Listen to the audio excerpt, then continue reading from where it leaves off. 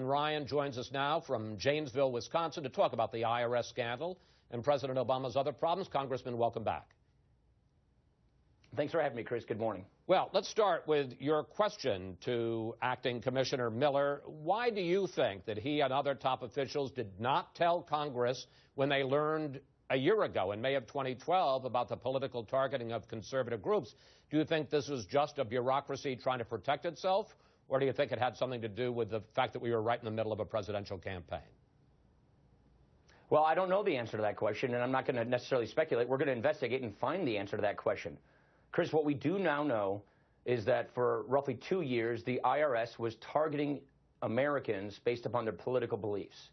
What we do now know is that the IRS misled Congress. You have to understand the Ways and Means Committee opened this investigation about 2 years ago, asked repeatedly these questions to the IRS, and they withheld this information from Congress.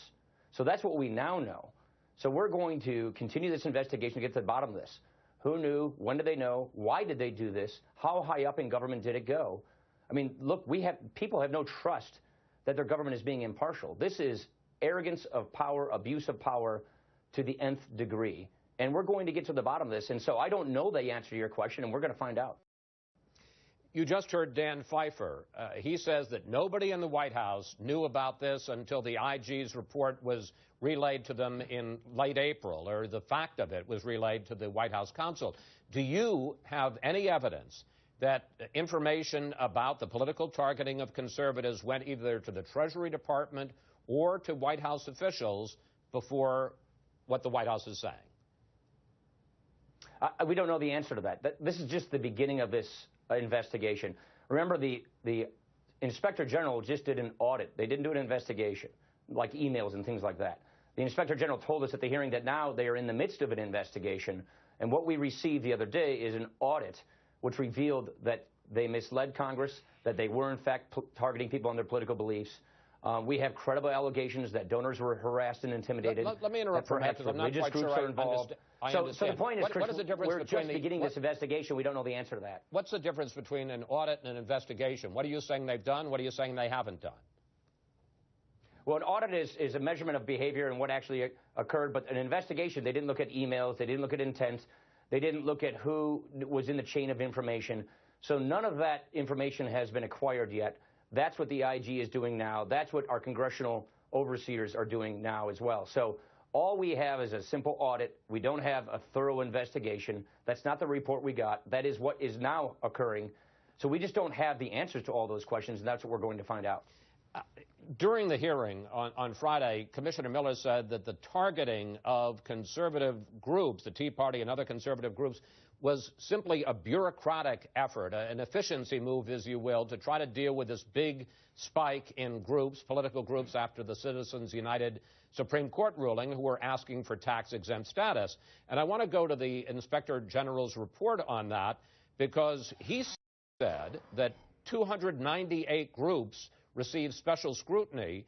Of those, 96 were Tea Party-type groups. That means then, Congressman, that 2/3 of the groups that received special scrutiny were not Tea Party-type groups.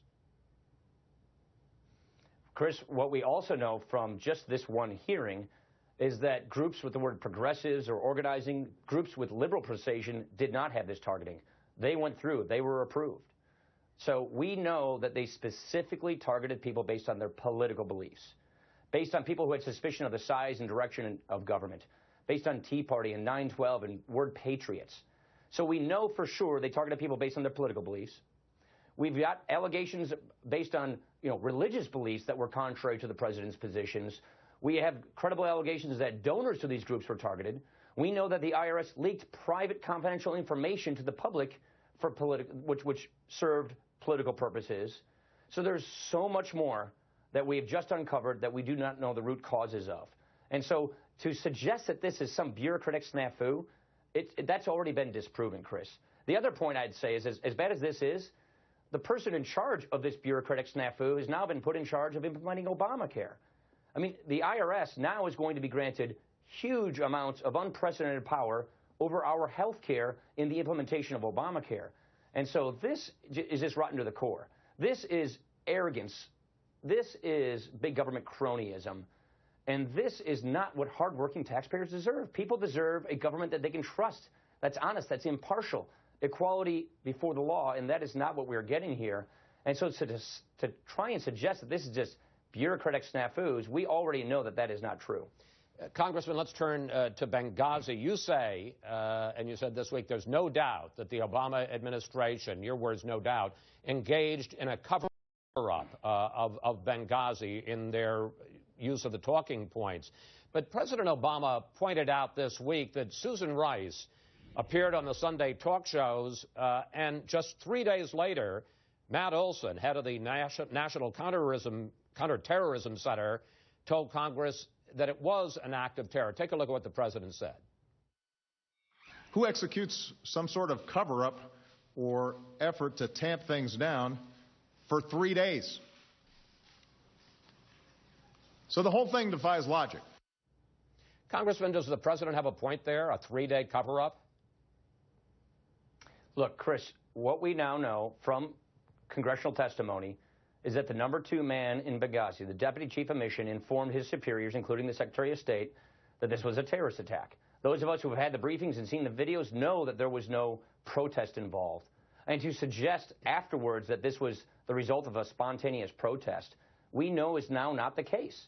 And so the burden of proof here is on the administration's side. And it is, why did they continue to push this kind of a story when they knew nearly immediately afterwards that that was not the case?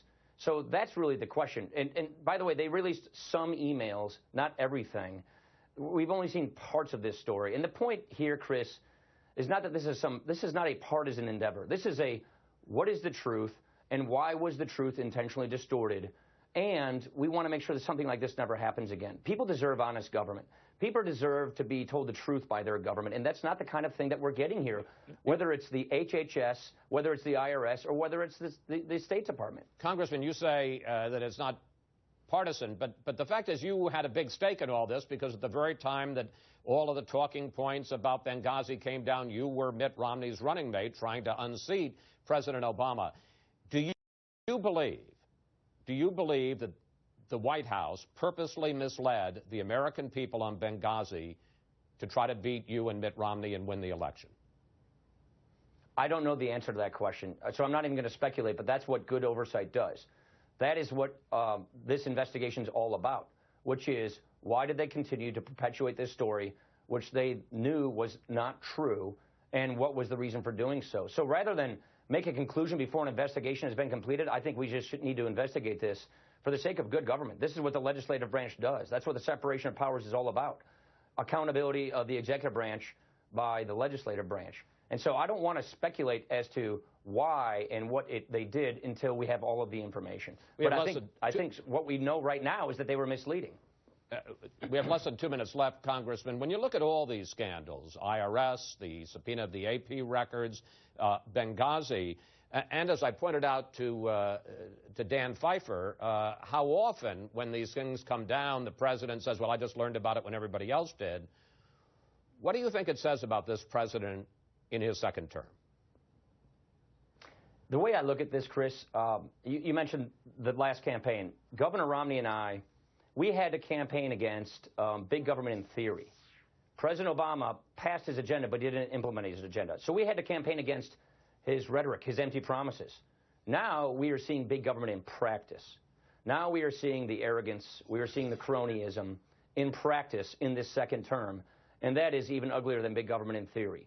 And so this is what's disturbing about this, which is, you know, we had a challenge in campaigning against empty rhetoric.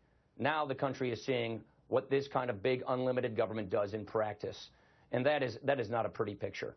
This is why we had to do our jobs to bring accountability to the federal government, to bring trust back to the hardworking taxpayers. And unfortunately, I think we're going to go through a painful exercise in this country where we learn that these abuses are occurring and our rights as citizens are being infringed upon.